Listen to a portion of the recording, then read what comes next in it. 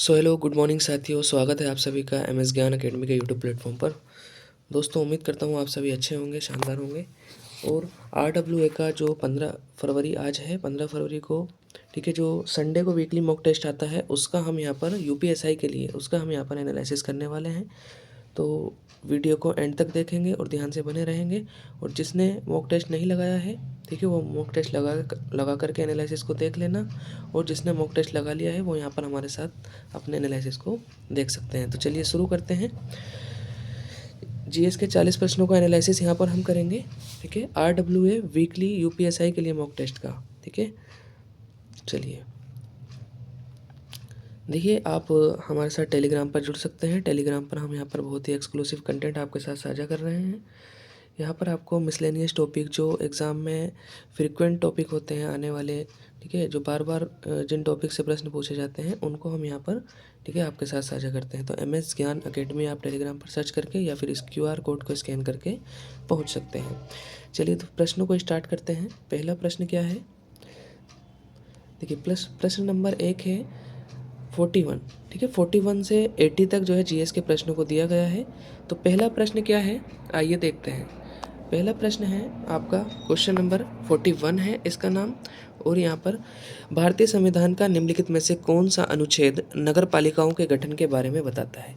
देखिए, नगर पालिकाओं की अगर बात करी जाए तो भारत के संविधान के भाग 9A में नगर पालिकाओं को रखा गया है, ठीक है। भाग 9A में नगर पालिकाओं को रखा गया है और इनको संवैधानिक दर्जा दिया गया है आर्टिकल, ठीक है, 74वें संवैधानिक संशोधन अधिनियम के माध्यम से इनको संवैधानिक दर्जा दिया गया है, ठीक है। और आर्टिकल 243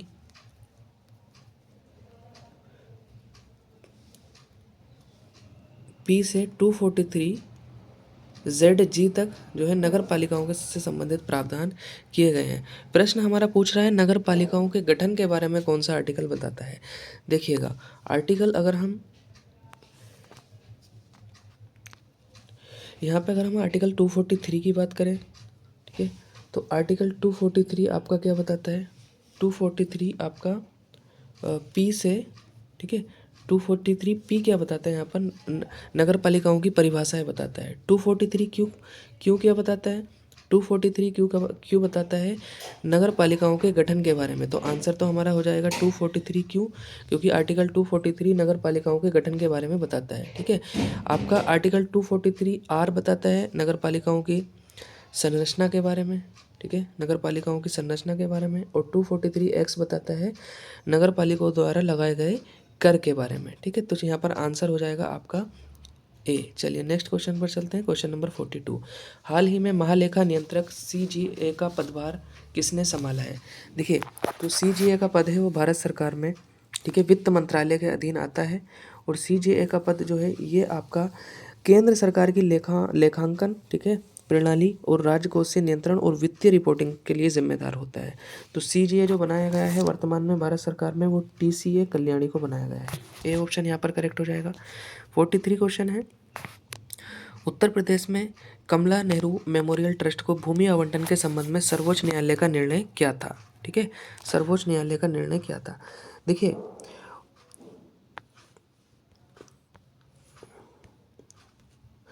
उत्तर प्रदेश में साल 2003 में, देखिए, यूपी के ज़िले सुल्तानपुर में 125 एकड़ ज़मीन जो है कमला नेहरू मेमोरियल ट्रस्ट को आवंटित की गई थी फूलों की खेती करने के लिए, ठीक है।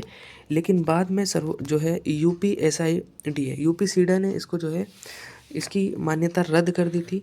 तो इसका कारण क्या था, सर्वोच्च न्यायालय ने भी इस पर जो है क्या निर्णय दिया था। तो जो मान्यता रद्द की थी यूपी-सीडा ने उसको बरकरार रखा था। सार्वजनिक लाभ मूल्यांकन के अभाव के कारण, ठीक है, भूमि आवंटन जो है रद्द कर दिया गया था। चलिए नेक्स्ट क्वेश्चन को देखेंगे।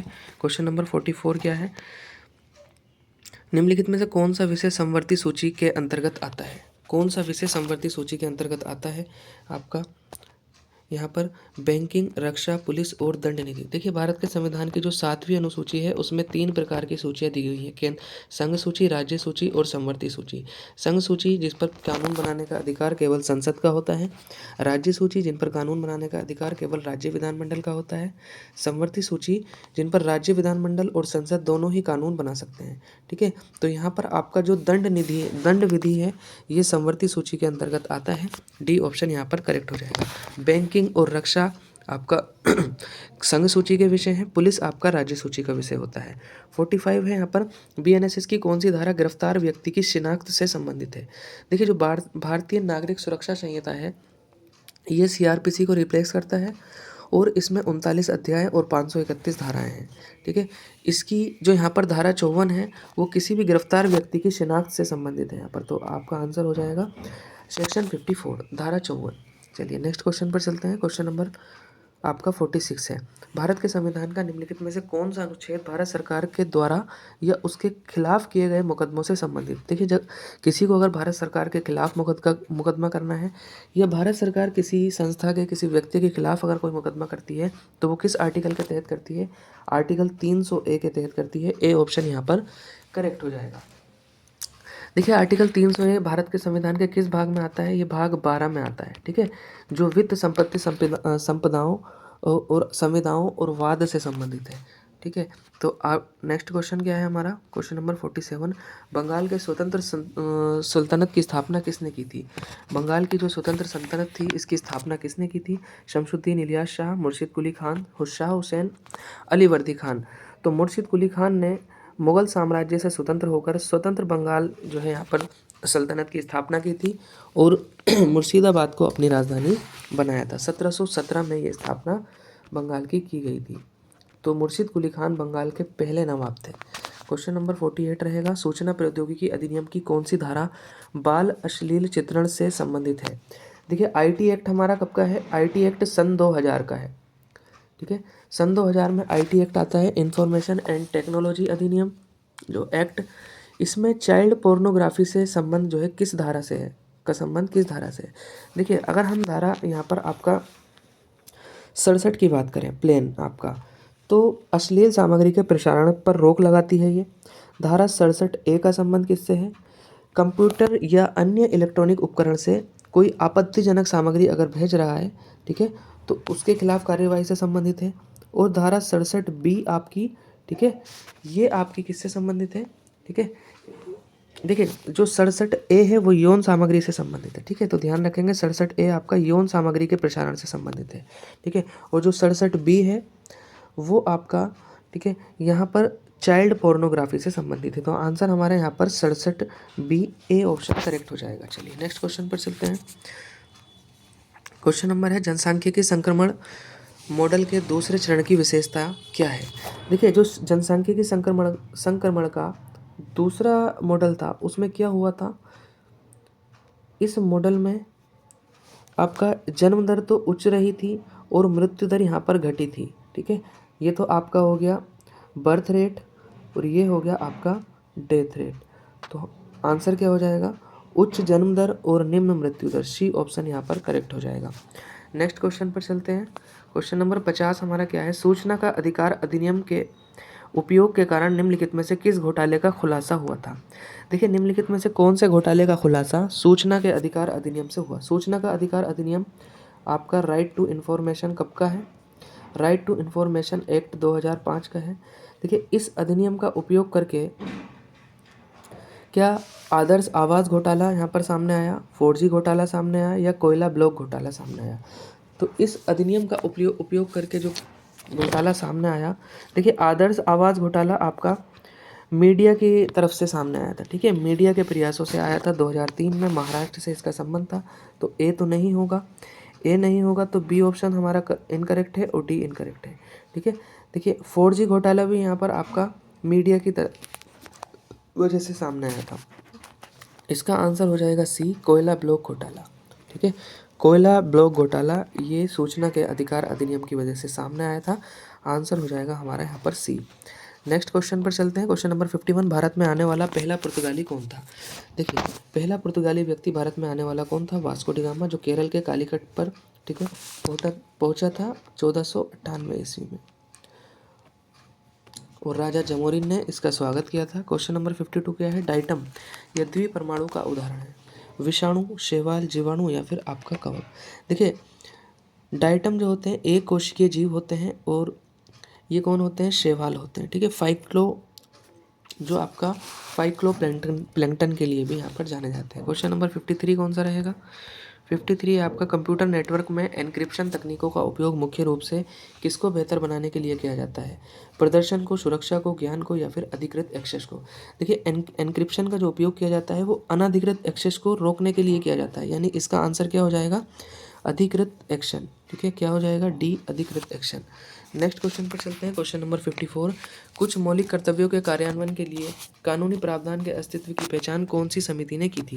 देखिए, मौलिक कर्तव्यों की अगर बात की जाए तो भारतीय संविधान के भाग 4A में मौलिक कर्तव्यों को रखा गया है, मूल संविधान में नहीं थे। इनको 42वें संवैधानिक संशोधन अधिनियम के द्वारा 1976 में जोड़ा गया है। देखिए, साल 1998 में क्या होता है? भारत सरकार के द्वारा न्यायमूर्ति वर्मा समिति का गठन किया जाता है, ठीक है। और न्यायमूर्ति वर्मा समिति ने ही कुछ मौलिक कर्तव्यों के कार्यान्वयन के लिए कानूनी प्रावधान की जो है यहाँ पर सिफारिश की थी। तो बी ऑप्शन यहाँ पर करेक्ट हो जाएगा। देखिए, तलवार समिति का जो संबंध है वो बैंकिंग से है, और आपका चलैया समिति का संबंध कर सुधार से है, और आर.वी. गुप्ता समिति का संबंध जो है वो किसान क्रेडिट कार्ड से है। क्वेश्चन नंबर हमारा 55 है, वैज्ञानिक और औद्योगिक अनुसंधान विभाग, ठीक है, department of scientific and industrial research, इसकी स्थापना कब हुई थी? इसकी स्थापना हुई थी 1985 में। ए ऑप्शन यहाँ पर करेक्ट हो जाएगा। इसके अलावा CSIR की अगर बात की जाए, council for scientific and industrial research, इसकी स्थापना कब की गई थी? 1942 में की गई थी। नेक्स्ट क्वेश्चन पर चलते हैं। क्वेश्चन नंबर 56 है, भारत के संविधान का कौन सा अनुच्छेद राज्य को अनुसूचित जाति की उन्नति के लिए विशेष प्रावधान करने का अधिकार देता है? 15(2), 15(3), 15(4) या फिर आपका 15(1)? देखिए, आर्टिकल 15 भारत के संविधान के मौलिक अधिकार से संबंधित है। धर्म, मूल वंश, लिंग, जन्मस्थान और जाति के आधार पर जो है यहाँ पर भेदभाव का निषेध आर्टिकल 15 करता है, ठीक है। तो अनुसूचित जाति के उत्थान के लिए कौन सा आर्टिकल है? यहाँ पर आर्टिकल 15(4) अनुसूचित जाति के उत्थान से संबंधित है। चलते हैं 57 पर। ताजिकिस्तान की राजधानी क्या है? ताजिकिस्तान की राजधानी क्या है हमारा? ताजिकिस्तान की राजधानी है आपका दुशांबे, ठीक है। तो यहाँ पर आपका सी ऑप्शन करेक्ट हो जाएगा। ताइपे किसकी राजधानी है? ताइवान की है। बैंकॉक थाईलैंड की राजधानी है। चलिए, 58 क्या है? ऑस्कर पुरस्कार 2025 में सर्वश्रेष्ठ फिल्म का अवार्ड किसे मिला? तो ऑस्कर पुरस्कार 2025 में सर्वश्रेष्ठ पुरुष का आविष्कार जो है किसको मिला था? देखिए, ये 97वां ऑस्कर था, ठीक है। और इसमें सर्वश्रेष्ठ जो फिल्म का आविष्कार जो पुरस्कार मिला था वो अनोरा को मिला था। बी ऑप्शन यहाँ पर करेक्ट होगा। क्वेश्चन नंबर 59, मंत्रिपरिषद के संबंध में कौन सा कथन सही है? देखिए, मंत्रिपरिषद का जो प्रावधान है वो भारत के संविधान के आर्टिकल 74 में है। इसमें कहा गया है कि राष्ट्रपति को सलाह और सहायता के लिए एक मंत्रिपरिषद होगी जिसका प्रधानमंत्री होगा, ठीक है। और मंत्रिपरिषद की नियुक्ति मुख्य न्यायाधीश के द्वारा की जाती है क्या? तो पहला स्टेटमेंट यहाँ पर गलत हो जाएगा, क्योंकि मंत्रिपरिषद की नियुक्ति राष्ट्रपति के द्वारा आर्टिकल 75 के तहत की जाती है। स्टेटमेंट नंबर बी क्या है? कैबिनेट मंत्रिपरिषद के भीतर एक छोटा समूह होते हैं। तो जो हमारा कैबिनेट मंत्री होते हैं, ठीक है, वो मंत्रिपरिषद के भीतर ही एक छोटा समूह होता है, और जो भारत सरकार के यहाँ पर इम्पोर्टेंट मुख्यालय आपके मंत्रालय होते हैं वो कैबिनेट मंत्रियों को दिए जाते हैं, ठीक है। तो बी ऑप्शन यहाँ पर आपका सही हो जाएगा। इसके अलावा अगर हम बात करें सी ऑप्शन की, मंत्रिपरिषद के सभी सदस्य मंत्रिमंडल का हिस्सा होते हैं, तो ये ऐसा नहीं है। मंत्रिमंडल के सभी जो है मंत्रिपरिषद के सभी सदस्य यहाँ पर मंत्रिमंडल के सदस्य नहीं होते हैं। कुछ ही सदस्य यहाँ पर होते हैं जो कि इम्पोर्टेंट या बड़े मंत्री होते हैं, जिनको हम कहें। क्वेश्चन नंबर डी है स्टेटमेंट नंबर, राज्य मंत्रियों का पद कैबिनेट मंत्रियों से ऊंचा होता है। ये गलत है। कैबिनेट मंत्री यहाँ पर सबसे शीर्ष पर होते हैं। 60वां प्रश्न है, संसद के अधिनियम द्वारा राष्ट्रीय पिछड़ा वर्ग आयोग की स्थापना किस वर्ष में की गई थी? देखिए, राष्ट्रीय पिछड़ा वर्ग आयोग की अगर हम बात करें तो 1993 में राष्ट्रीय पिछड़ा वर्ग आयोग अधिनियम के माध्यम से पिछड़ा वर्ग आयोग की स्थापना की गई थी। और साल 2000 18 में 102वें संवैधानिक संशोधन अधिनियम के माध्यम से इसको संवैधानिक दर्जा दिया गया था और आर्टिकल 338 बी में जो पिछड़ा वर्ग आयोग है उसको रखा गया है। क्वेश्चन नंबर 61 है, BNSS की किस धारा में बलात्सर्ग यानी रेप के अपराधी की चिकित्सीय परीक्षा का प्रावधान किया गया है? देखिए, भारतीय नागरिक सुरक्षा संहिता जो है, ठीक है, अगर कोई व्यक्ति रेप का अपराधी है तो उसकी चिकित्सीय परीक्षा की जाएगी, ठीक है, उसका मेडिकल एग्जामिनेशन होगा। ये आपका धारा 52 में दिया गया है, ठीक है।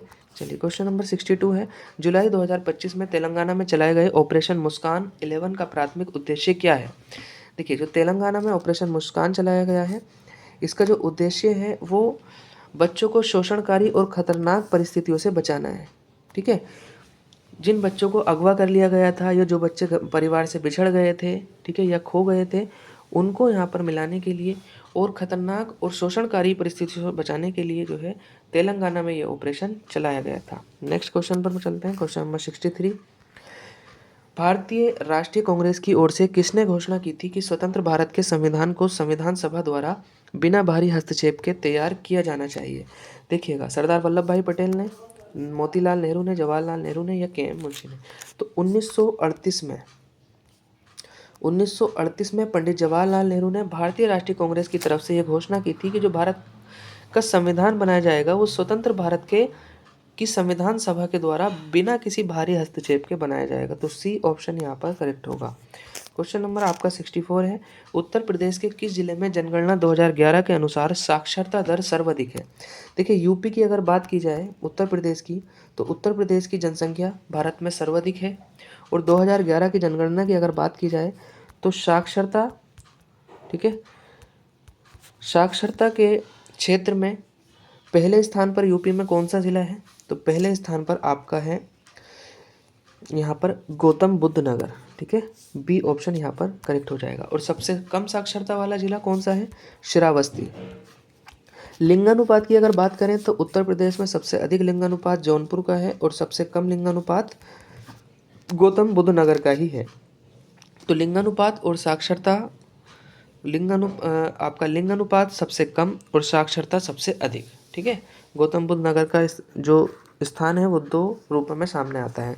65वां प्रश्न है आपका, निम्नलिखित में से किस अधिनियम का उद्देश्य भारत में धन की हेराफेरी यानी मनी लॉन्ड्रिंग को, ठीक है, रोकना है? FCRA, PMLA, सेबी या फिर आपका फेमा? देखिए, FCRA क्या है यहाँ पर? फॉरेन कंट्रीब्यूशन रेगुलेशन एक्ट, ये 2010 का है। PMLA prevention of money laundering act, ठीक है, ये 2002 का है। और इसी का उद्देश्य क्या है? भारत में मनी लॉन्ड्रिंग को रोकना है। बी ऑप्शन यहाँ पर करेक्ट हो जाएगा। शेयर बाजार के नियंत्रण के लिए कौन सा एक्ट है यहाँ पर? सेबी एक्ट, ठीक है, securities and exchange board of India act. FEMA का जो संबंध है वो फॉरेन एक्सचेंज मैनेजमेंट एक्ट, ठीक है, ये 1999 का है। नेक्स्ट क्वेश्चन है 66, किसी क्षेत्र में अनाधिकृत या अवैध बस्ती के लिए क्या शब्द है जो सामान्यतः उस भूमि पर होती है जो बसने वालों के स्वामित्व में नहीं होती है? ठीक है, यहाँ पर आपका स्क्वेटर सेटलमेंट, जेस्टिफिकेशन, अर्बनाइजेशन या होम स्टैंडिंग। देखिए, जो अनाधिकृत बस्ती होती है इसको हम अवैध बस्ती भी कहते हैं या फिर आपका झुग्गी झोपड़ियाँ, ठीक है, इनको स्क्वेटर सेटलमेंट भी कहा जाता है। ए ऑप्शन यहाँ पर करेक्ट हो जाएगा। क्वेश्चन नंबर आपका 67 है, कोई भी व्यक्ति भारत के संविधान के किस अनुच्छेद के तहत उच्चतम न्यायालय में जनहित याचिका दायर कर सकता है? देखिए, सर्वोच्च न्यायालय की बात कर रहा है, ठीक है, मौलिक अधिकारों के उल्लंघन होने पर, ठीक है, कोई भी व्यक्ति यहाँ पर PIL यानी पब्लिक इंटरेस्ट लिटिगेशन आर्टिकल 32 के तहत संवैधानिक उपचारों के अधिकार के तहत यहाँ पर सर्वोच्च न्यायालय में दायर कर सकता है, ठीक है। जनहित याचिका की शुरुआत भारत में 1980 के दशक में न्यायमूर्ति सुब्रमण्यम अय्यर और आपका, ठीक है, न्यायमूर्ति आपका PN भगवती के प्रयासों से हुआ था, ठीक है, कृष्ण अय्यर और आपका PN भगवती। विश्व श्रवण दिवस कब मनाया जाता है? ठीक है, तो विश्व श्रवण दिवस WHO के द्वारा, ठीक है, आपका बहरेपन को रोकने और सुनने की क्षमता को प्रभावित करने वाले, ठीक है, कारकों के प्रति जागरूकता को बढ़ाने के लिए 3 मार्च को मनाया जाता है। क्वेश्चन नंबर आपका 69 है, भारत के राष्ट्रपति को निम्नलिखित निषेधाधिकारों में से आधिकारिक तौर पर कौन सा नहीं दिया गया है? देखिए, भारत के राष्ट्रपति की अगर हम बात करें तो भारत के राष्ट्रपति को वीटो शक्तियाँ मिली हुई हैं यानी निषेध अधिकार। और भारत के राष्ट्रपति को 3 प्रकार की वीटो पावर मिली हुई है, पूर्ण निषेध अधिकार, निलंबन निषेध अधिकार या सस्पेंसिव वीटो, पॉकेट वीटो। यहाँ पर जो आपका क्वालिफाइड वीटो या आपका, ठीक है, सीमित निषेधाधिकार या विशेषित विशेषाधिकार भारत के राष्ट्रपति को प्राप्त नहीं है। तो बी ऑप्शन यहाँ पर करेक्ट हो जाएगा। और वीटो पावर भारत के राष्ट्रपति को किस आर्टिकल के तहत मिलती है? आर्टिकल 111, क्योंकि आर्टिकल 111 में क्या है? विधेयकों पर सहमति से संबंधित प्रावधान दिए गए हैं। नेक्स्ट क्वेश्चन है 70। भारतीय न्याय संहिता की धारा 2 क्लोज 3 में वर्णित बालक किसको माना गया है? देखिए, जो BNS है आपका, BNS 2023, इसमें इसकी धारा 2 सब क्लोज 3 में है कि 18 वर्ष से कम उम्र के, ठीक है, व्यक्ति को बालक माना जाएगा। तो यहाँ पर आंसर हो जाएगा आपका बी। नेक्स्ट क्वेश्चन है 71। एनिमल फार्म पुस्तक किसने लिखी थी? George Orwell, Winston Churchill, William Shakespeare या चार्ल्स डिकेंस?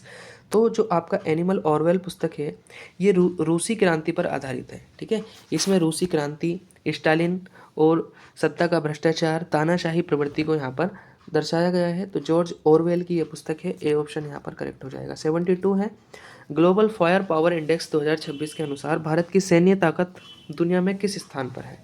पहले स्थान पर, दूसरे स्थान पर, तीसरे स्थान पर या चौथे स्थान पर? देखिए, ग्लोबल फायर पावर इंडेक्स की अगर बात की जाए 2026 के अनुसार इसमें पहले स्थान पर USA है, दूसरे स्थान पर रूस है और तीसरे स्थान पर, ठीक है, यहाँ पर चीन है और भारत का स्थान यहाँ पर, ठीक है, चौथा है, यानी कि डी ऑप्शन आपका करेक्ट हो जाएगा। 73 है भारतीय संविधान की न्यायिक समीक्षा के अंतर्गत न्यायालयों में चुनौती दिए जाने से बचाती है। कौन सी अनुसूची? 9वीं अनुसूची, तीसरी अनुसूची, 11वीं अनुसूची या 5वीं अनुसूची? देखिए, 1951 में भारत में पहला संवैधानिक संशोधन अधिनियम आता है और इसके माध्यम से भूमि सुधार जो है किया जाता है। अब देखिए, भूमि सुधार करने के दौरान न्यायालयों में, ठीक है, न्यायालयों की पहुंच से जो है दूर रखने के लिए, ठीक है, मतलब न्यायिक समीक्षा से पहले संवैधानिक संशोधन अधिनियम को जो है रोका गया था, ठीक है, ताकि न्यायालयों में बहुत ज़्यादा केस नहीं पहुंच जाए। तो पहले संवैधानिक संशोधन अधिनियम के माध्यम से 9वीं अनुसूची जोड़ी गई थी। तो ए ऑप्शन यहाँ पर करेक्ट हो जाएगा। 9वीं अनुसूची न्यायिक समीक्षा से संबंधित है। चलिए नेक्स्ट क्वेश्चन पर चलते हैं। Question number 74। निम्नलिखित में से कौन सा अधिनियम महाभियोग की प्रक्रिया द्वारा उच्चतम न्यायालय के न्यायाधीशों को हटाने से संबंधित प्रक्रिया को नियंत्रित करता है? देखिए, उच्चतम न्यायालय के न्यायाधीश की अगर बात की जाए तो इनको महाभियोग के प्रक्रिया के द्वारा हटाया जाता है, जो कि संसद के दोनों सदनों के जो है आपका दोनों सदनों के विशेष बहुमत से पारित होना चाहिए।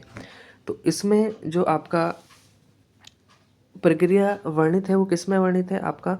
वो है न्यायाधीश जांच अधिनियम 1968 के तहत। नेक्स्ट क्वेश्चन है क्वेश्चन नंबर 75। निम्नलिखित में से कौन सी ग्रंथि इंसुलिन के स्राव के लिए जिम्मेदार है? अग्न्याशय, पीयूष, बाल्य या फिर आपका पिनियल? तो आपका अग्न्याशय के जो है लैंगरहैंस की बीटा कोशिकाओं से इंसुलिन का स्राव होता है, ठीक है। इंसुलिन और ग्लूकागोन दो जो आपके हार्मोन्स अग्न्याशय के द्वारा स्रावित किए जाते हैं। इंसुलिन क्या करता है? ठीक है, इंसुलिन यहाँ पर रक्त में शर्करा की मात्रा को कम करता है और ग्लूकागोन बढ़ाता है, ठीक है। तो इंसुलिन और ग्लूकागोन ये जो दो हार्मोन हैं रक्त में शुगर की मात्रा को नियंत्रित करते हैं। क्वेश्चन नंबर 76 है एक पीड़ित महिला कार्यस्थल पर यौन उत्पीड़न की शिकायत अंतिम घटना की तारीख से कितने दिन की अवधि के भीतर, कितने महीने की भीतर अवधि के भीतर आंतरिक समिति को कर सकती है? देखिए, अगर किसी महिला के साथ कार्यस्थल पर किसी भी वर्क प्लेस पर अगर यौन उत्पीड़न होता है, सेक्सुअल हरासमेंट होता है, तो वो इसकी शिकायत आंतरिक समिति को करती है। हर कंपनी में कोई भी संगठन हो वहाँ पर आंतरिक समिति बनी हुई होती है, तो वहाँ पर कर सकती है। तो उस उत्पीड़न से कितने समय के भीतर जो है कर सकती है? तो 3 माह के भीतर कर सकती है। बी ऑप्शन यहाँ पर करेक्ट हो जाएगा, ठीक है। प्रिवेंशन ऑफ सेक्सुअल हैरेसमेंट, इसको हम पोश एक्ट के तहत जो है इसका प्रावधान किया गया है, ठीक है। कार्यस्थल पर महिलाओं का यौन उत्पीड़न रोकथाम, निषेध और निवारण अधिनियम 2013, ठीक है, इनको मजबूती प्रदान करता है।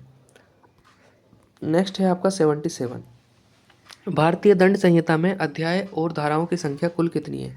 जो आपकी भारतीय दंड संहिता है यानी BNS, ठीक है, आपका ठीक है, जो आपकी IPC के बारे में पूछ रहा है, ठीक है।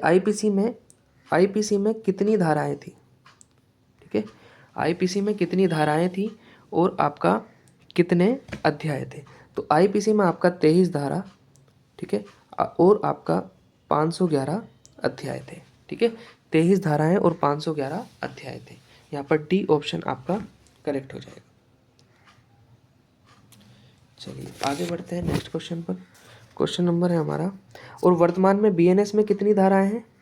बीएनएस में 20 धाराएं और 358 आपका 20 अध्याय और 358 धाराएं हैं। चलिए नेक्स्ट क्वेश्चन पर चलते हैं। 78 भारतीय संविधान के किस संशोधन द्वारा अनुच्छेद 39A जोड़ा गया? ठीक है, अनुच्छेद 39A की अगर बात करें हम तो ये राज्य के नीति निदेशक तत्वों से संबंधित है। राज्य के नीति निदेशक तत्वों से संबंधित है, जो कि भाग 4 में रखे गए हैं। ठीक है, और 39A समान न्याय और निःशुल्क कानूनी सहायता से संबंधित है और इसको 42वें संवैधानिक संशोधन अधिनियम 1976 के माध्यम से शामिल किया गया था। नेक्स्ट क्वेश्चन है आपका 79 भारतीय पर्वतारोही अरित्र रॉय ने माउंट एकांगुआ को फतेह किया है। ये किस महाद्वीप की सर्वोच्च चोटी है? देखिए, माउंट एकांगुआ जो है हमारी, ये आपका दक्षिण अमेरिका महाद्वीप की सबसे ऊंची चोटी है। तो आंसर यहाँ पर हो जाएगा आपका दक्षिण अमेरिका, डी। ठीक है, इसके अलावा हम बात करें ऑस्ट्रेलिया की सबसे आपका उत्तरी अमेरिका की सबसे ऊंची चोटी कौन सी है? Mount Denali. अफ्रीका की आपका माउंट किलिमंजारो। यूरोप की एल्ब्रूस और अंटार्कटिका की विंसन मैसिफ और एशिया महाद्वीप की हिमालय पर्वत चोटी सबसे ऊंची है। ठीक है, next question and last question, इनमें से कौन सी कला उत्तर प्रदेश से संबंधित एक नृत्य नाटक है जिसमें अर्ध ऐतिहासिक कहानियों और गाथा गीतों का प्रदर्शन किया जाता है? मोहिनीअट्टम, करकाट्टम, स्वांग या फिर भारत मिलाप? देखिएगा, मोहिनीअट्टम कहाँ का है? ये केरल का है, तो ये तो यूपी का नहीं होगा। करकट्टम आपका तमिलनाडु का है। ठीक है, अब बात करें स्वांग की और भरत मिलाप की। देखिए, भरत मिलाप का जो संबंध है वो रामायण की कथा से संबंधित है। ठीक है, जब राम और भरत दो भाइयों का मिलाप होता है, तो ये आपका ये भी नहीं होगा आंसर। जो स्वांग है आपका, ये नृत्य नाटक है, इसमें अर्ध ऐतिहासिक कहानियों और गाथा गीतों का प्रदर्शन किया गया है। ठीक है, तो 40 प्रश्न हमारे यहाँ पर जीएस के कंप्लीट हो चुके हैं। उम्मीद करता हूँ आपने पूरी वीडियो को ध्यान से देखा होगा।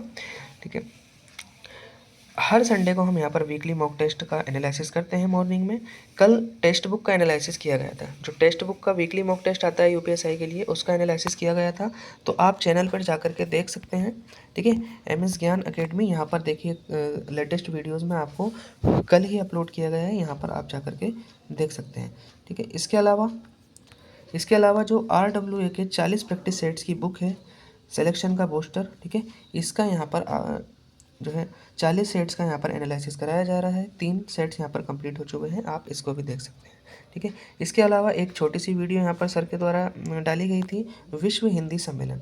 ठीक है, तो विश्व हिंदी सम्मेलन को एक ट्रिक के माध्यम से यहाँ पर याद कराया गया है, तो इसको भी आप देख सकते हैं।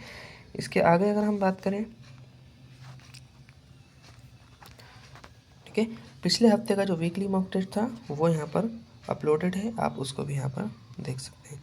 और इसके अलावा आप टेलीग्राम चैनल ज्वाइन कर लेना, एमएस ज्ञान अकेडमी, इसको स्कैन करके, और वीडियो के कमेंट बॉक्स में भी यहाँ पर लिंक जो है पिन करा दिया जाएगा।